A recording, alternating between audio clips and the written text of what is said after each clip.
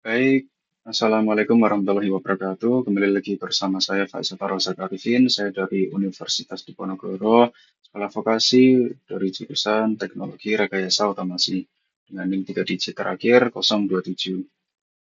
Jadi pada video kali ini saya akan memaparkan materi dasar sistem kontrol yang selanjutnya dari video saya yang terakhir, yaitu berarti ini yang kedua. Oke.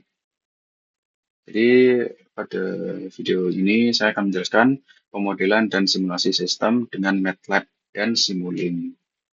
Oke. Saya akan menjelaskan terlebih dahulu apa itu MATLAB, Simulink, serta konsep modeling dan simulation.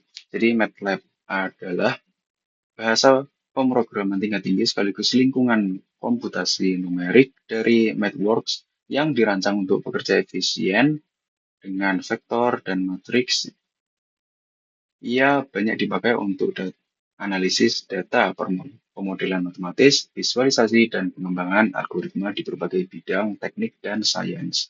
Melalui ekosistem toolbox, misalnya kontrol, pemrosesan sinyal atau citra, optimisasi, dan machine learning.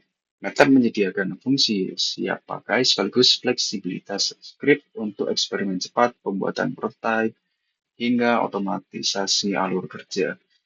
Integrasinya yang erat dengan Simulink membuat pengguna dapat berpindah mulus antara kode dan diagram blok.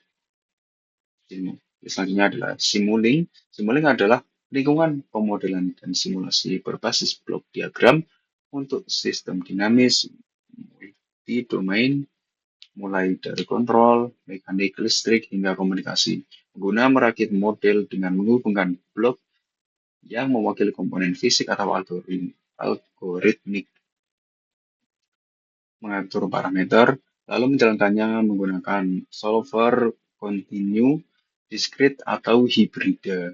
Simulink terintegrasi dengan MATLAB untuk pra-pemrosesan data dan analisis hasil, serta mendukung model-based design termasuk verifikasi atau validasi, hardware in the loop, dan code generation ke C atau C++ atau HDL untuk deploy ke perangkat tertanam. Selanjutnya adalah modeling. Modeling adalah proses membangun representasi abstrak dari suatu sistem nyata agar dapat dipahami, dianalisis, dan dirancang tanpa harus selalu bereksperimen langsung pada objek fisiknya. Representasi ini bisa berupa persamaan diferensial atau ruang keadaan, fungsi alih, model black box, berbasis data, diagram blok, atau state machine. Pemodelan yang baik secara eksplisit menyertakan asumsi parameter kondisi awal serta batasan operasional sehingga perilaku penting sistem dapat ditangkap dengan kompleksitas yang masih terkendali. Selanjutnya, simulation adalah proses mengeksekusi model tersebut secara visual untuk memprediksi respons sistem terhadap berbagai masukan, gangguan, dan variasi parameter seiring waktu. Dengan simulasi, perancang dapat melakukan studi what if, analisis sensitivitas, verifikasi persyaratan, serta optimasi tanpa biaya dan risiko uji coba fisik. Hasil simulasi kemudian dibandingkan dengan data nyata untuk validasi, dan temuan ini digunakan untuk menyempurnakan model maupun keputusan desain berikutnya. Selanjutnya, Laplace transformation dan transfer function. Oke, saya akan menjelaskan dari transformasi Laplace.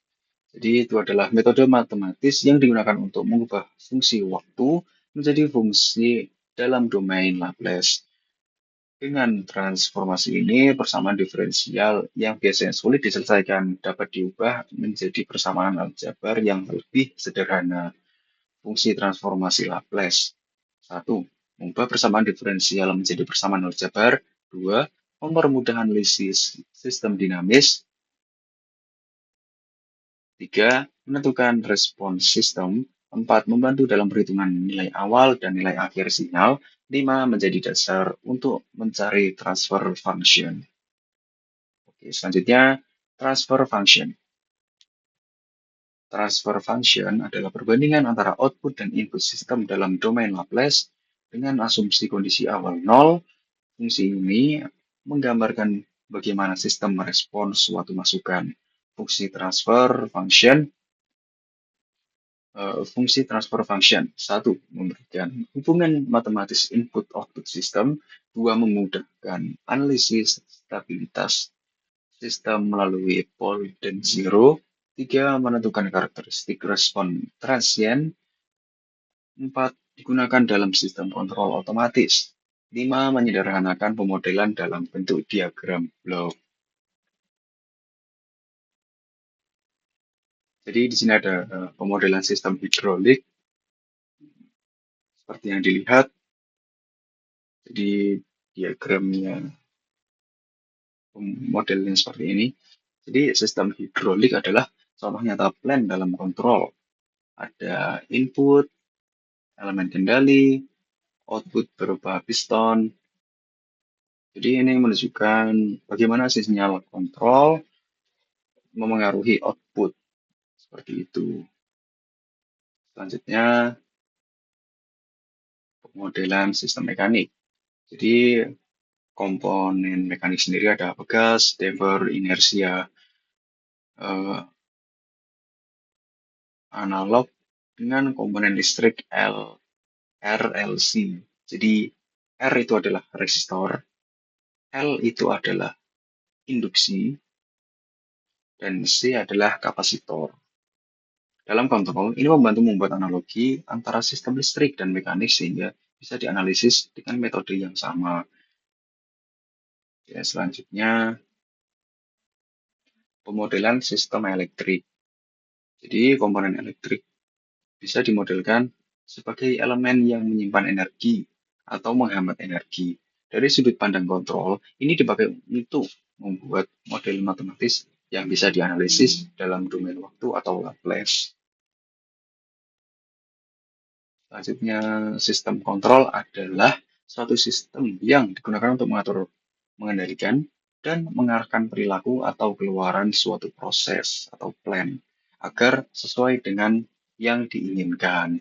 Jadi di sini ada diagram bloknya ya, digambarkan secara simpel. Kurang lebih sini ada controller, plan, dan feedback. Selanjutnya, eh, sistem kontrol sendiri, ini mungkin penggambaran diagram bloknya melalui poin-poin ya. Jadi ada input atau set point. Ini adalah nilai yang diinginkan dari sistem, misalnya kecepatan motor 1000 rpm. Ya, gitu. Selanjutnya ada summing point. Jadi ini adalah tempat membandingkan input dengan output aktual atau feedback. Hasilnya disebut error. Jadi error ini didapatkan dari input dikurangi dengan output. Dan hasilnya adalah error tersebut. Ketika ada controller, ini digunakan untuk mengolah sinyal error agar bisa memberikan perintah yang sesuai ke plan. Misalnya PID controller, amplifier, dan lain-lain. 4. Plan atau proses. Ini adalah sistem atau proses yang dikendalikan. Contohnya motor DC, sistem pemanas, atau robot. 5. Ada output, hasil yang nyata dari plan. Misalnya kecepatan motor, suhu, dan posisi. Selanjutnya, cara penggunaan Simulink. Eh, Cara penggunaan Simulink sepertinya akan saya ringkas saja. Eh, akan lebih baik akan saya jelaskan ketika saya mempraktikannya secara langsung menggunakan software Simulink-nya. Jadi ini akan saya lewati saja. Oke, selanjutnya kita akan beralih ke praktiknya secara langsung menggunakan software MATLAB. Di sini saya sudah membuka MATLAB. Lalu kita buka Simulink. Jadi di sini kayak kita akan mempraktikannya secara langsung menggunakan Simulink. Ya, jadi di sini kita membuka library browser. Nah, jadi untuk contoh yang akan saya berikan ini, saya akan membuat apa penguat sinyal. Jadi ini saya akan mengambil ini Shinwave ini untuk itu menghasilkan gelombangnya nanti ya. Oke, caranya adalah klik lalu digeser, lepas. Lalu kita juga butuh untuk melihat hasil gelombangnya. Nah, jadi yang kita butuhkan untuk melihat hasil gelombangnya adalah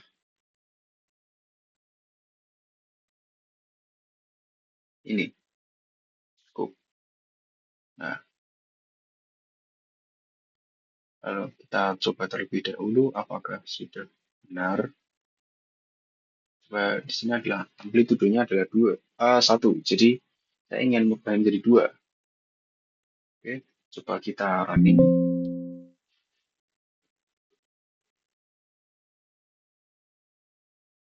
Nah, karena tadi amplitudenya saya rubah menjadi 2, jadi di sini akan menjadi 2.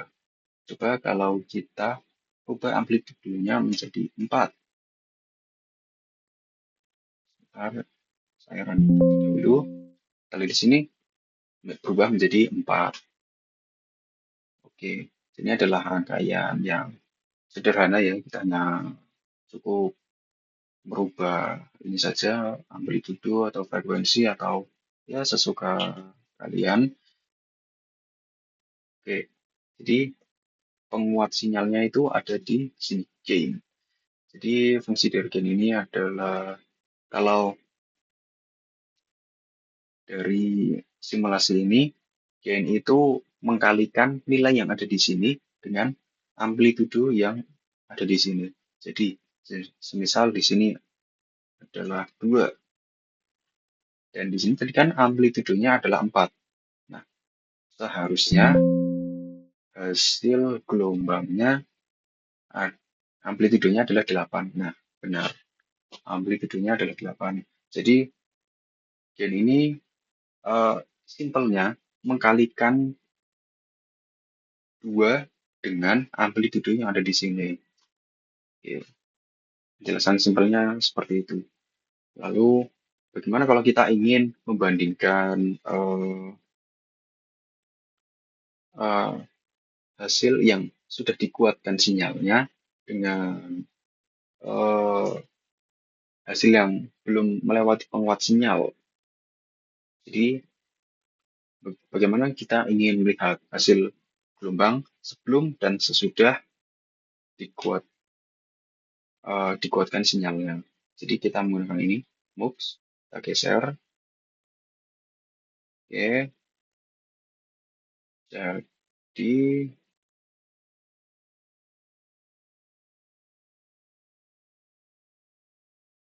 nah, tinggal disambungkan saja seperti ini.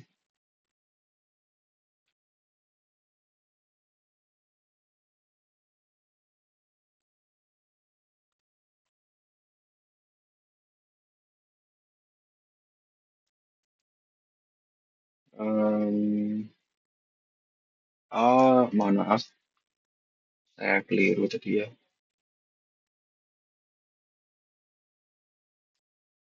Ini di sini. Nah, seperti ini. Nah, seperti ini. Kita running. Oh, ini kita rubah jadi 2 lagi. Di sini kita biarkan saja 4. Kita running lagi. Kita lihat hasil gelombangnya. Nah, jadi yang berwarna biru ini adalah gelombang yang belum melewati penguat sinyal, dan yang hijau ini adalah gelombang setelah melewati penguat sinyal. Jadi ini adalah gambaran simpelnya dari penggunaan Simulink. Oke, selanjutnya yang kita pelajari ada 5 jenis sinyal input, yaitu yang pertama ada step, yang kedua RAM, yang ketiga sine wave, yang keempat random number, dan yang kelima adalah repeating sequence. Nah, jadi untuk sinyal step sendiri, ketika kita running,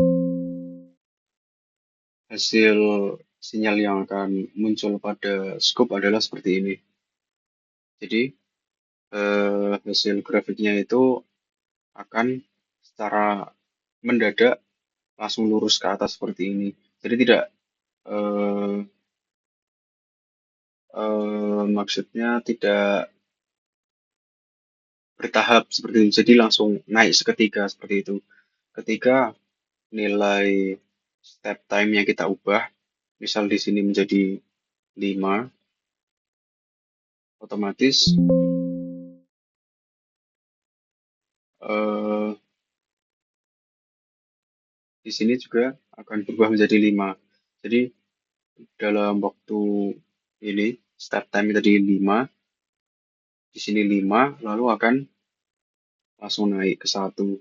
Nah, 1 itu diambil dari mana? 1 itu diambil dari final value. Kalau final value-nya kita ubah menjadi 5 juga, nanti ketika naik ke atas itu akan bernilai 5. Itu untuk sinyal RAM. Untuk sinyal input, iya, maaf, yang tadi itu adalah sinyal input step.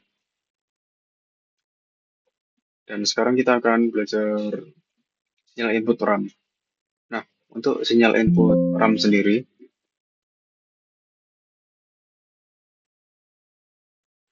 hasil grafiknya akan seperti ini. Jadi bertahap ya, tidak langsung naik seketika seperti step tadi. Jadi akan naik secara perlahan, eh, lurus secara konstan seperti ini. Tidak ada belokan-belokan. Jadi akan lurus seperti ini hingga penilai value yang kita atur pada RAM. Oke, selanjutnya ada sine wave. Sine wave itu seperti yang kita pelajari sebelumnya, kurang lebih hasil grafiknya itu seperti ini, seperti gelombang sinusoidal, kurang lebihnya seperti itu. Untuk value-nya ketika kita ubah, mau itu waktunya ataupun final value-nya itu juga akan mempengaruhi scope pada output-nya. Oke, yang keempat ada random number. Untuk hasil sinyal output-nya random number itu seperti ini ya. Sebenarnya ini tidak selalu seperti ini hasil grafiknya karena seperti namanya random number. Jadi hasil nilai yang didapatkan itu akan secara acak. Jadi tidak akan selalu sama. Sekilas terlihat seperti grafik step, tapi untuk random number ini hasil grafiknya itu benar-benar tidak beraturan ya. Jadi tidak akan selalu sama karena value-nya itu acak. Kurang lebihnya seperti itu. Untuk yang kelima ada repeating sequence. Dan untuk hasil grafiknya sendiri seperti ini ya. Kalau dilihat ini tampak seperti ujung gerigi dari gergaji seperti itu ya. Jadi seperti ini, lancip-lancip seperti ini untuk hasil sinyalnya. Kurang lebihnya seperti itu ya. Dan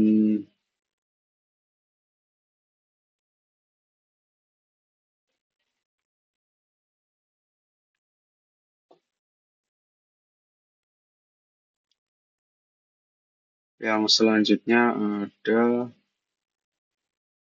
ini em, tampilan output ya.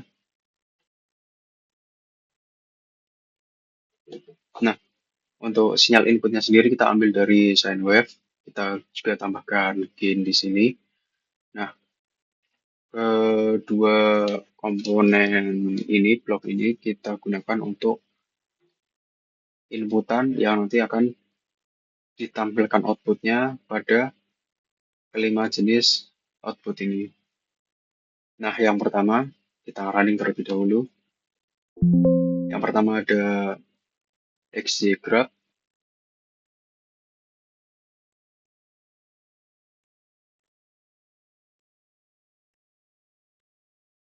Untuk tampilannya sendiri seperti ini ya. Ini tampak seperti grafik seperti itu ya. Jadi, misal ada nilai-nilai seperti itu. Jadi, titik-titik ini tuh adalah nilai. Misalnya kita mengambil data di Excel dan kita buat grafiknya dari nilai-nilai yang ada di Excel. Nah, titik-titik ini mewakili dari masing-masing baris dan kolom nilai yang ada pada Excel tersebut. Jadi seperti ini. Ini tampak seperti RAM tadi ya, sinyal input RAM. Jadi lurus ke atas secara konstan seperti ini ya. Oke, selanjutnya ada scoop. Untuk scoop sendiri sudah kita pelajari pada beberapa waktu yang sebelumnya ya. Jadi tampilannya grafik seperti ini. Sebenarnya untuk scoop ini kurang lebih mirip seperti tampilan pada grafik osiloskop seperti itu ya. Sangat mirip karena di sini menampilkan value dari nilai yang set point-nya dan waktunya, step time-nya seperti itu. Oke, lalu di sini ada display. Jadi display ini gunanya untuk menampilkan nilai output secara langsung seperti itu. Jadi kita tidak perlu repot-repot membuka blok-bloknya terlebih dahulu, namun displaynya di sini secara langsung akan menampilkan nilai dari outputnya seperti itu. Lalu yang keempat di sini ada to workspace. Untuk to workspace ini sendiri digunakan untuk menyimpan file. Nah, menyimpan filenya kemana? Nanti akan masuk ke workspace. Kurang lebihnya seperti itu. Dan yang kelima ada to file. Nah, untuk to file sendiri ini juga kurang lebih seperti untuk menyimpan dokumen seperti itu. Di sini kita bisa memasukkan nama file, ada save format seperti itu ya. Jadi kedua ini untuk menyimpan file kurang lebih seperti itu.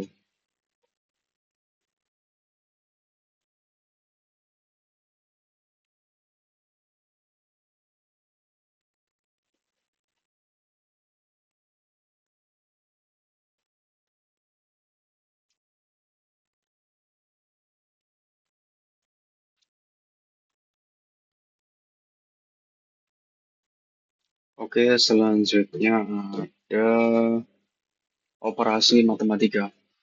Nah, sebenarnya blok-blok yang digunakan untuk operasi matematika itu ada banyak pada Simulink ini, tapi di sini saya hanya akan mencontohkan menggunakan add dan dot product.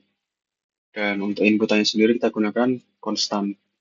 Untuk nilai konstannya sendiri, misal di sini saya akan menambahkan 2 dan yang satunya lagi akan kita tambahkan 3.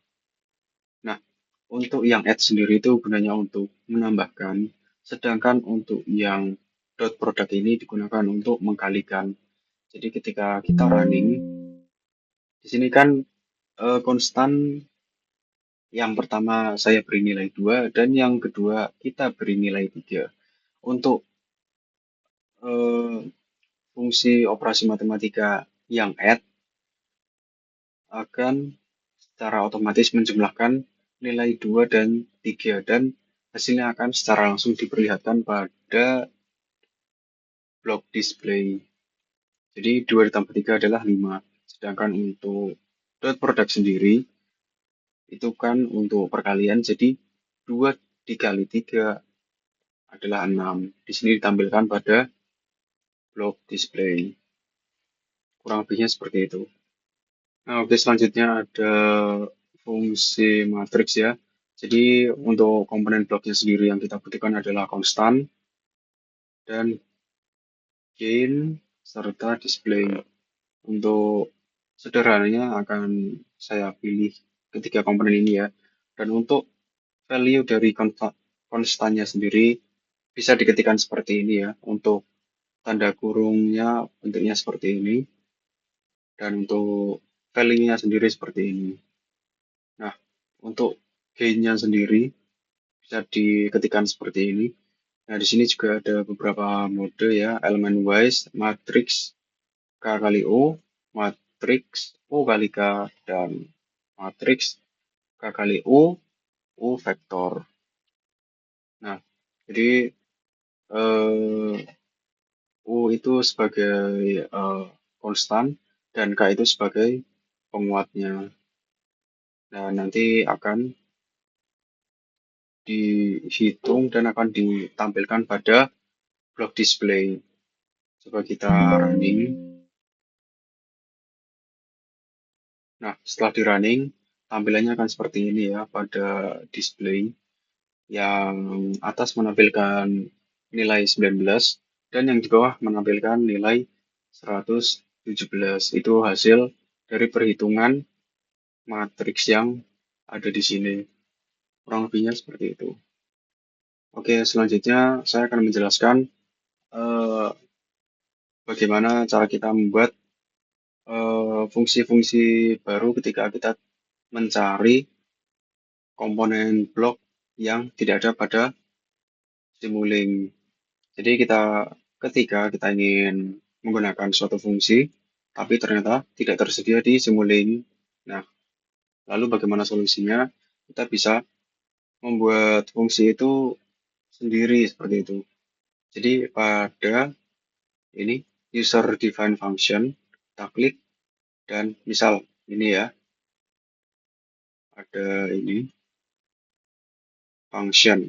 Nah, jadi pada function ini kita bisa mengetikkan fungsi sesuai keinginan kita sendiri. Ini expression ini bisa kita ketikkan sendiri sesuai dengan kebutuhan kita. Lalu di sini juga ada MATLAB function. Nah, MATLAB function ini juga sama ya. Nah, lalu ketika kita buka, di sini kita bisa mengetikkan fungsi sendiri ya. Jadi kita butuhnya apa sesuai keinginan kita bisa ketikkan di MATLAB function ini. Oke, di sini selanjutnya saya akan menjelaskan apa itu MUX, DMUX, bus creator, dan bus selector. Nah, untuk fungsi dari MUX sendiri itu digunakan untuk menampilkan satu keluaran atau output dari dua input. Jadi ada dua sinyal input, nanti keluarannya hanya satu output. Tapi nanti pada misal di scope akan menampilkan dua secara langsung seperti itu. Nah, selanjutnya ada demux. Demux ini dari satu sinyal input akan menghasilkan dua sinyal output. Lalu selanjutnya ada bus creator dan bus selector. Kurang lebih fungsi dari kedua blok ini itu sama dengan MUX dan DMUX.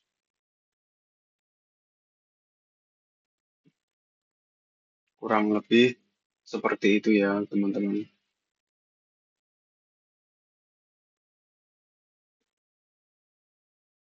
Oke, mungkin cukup sekian saja penjelasan dari saya. Kurang lebihnya saya mohon maaf. Wassalamualaikum warahmatullahi wabarakatuh.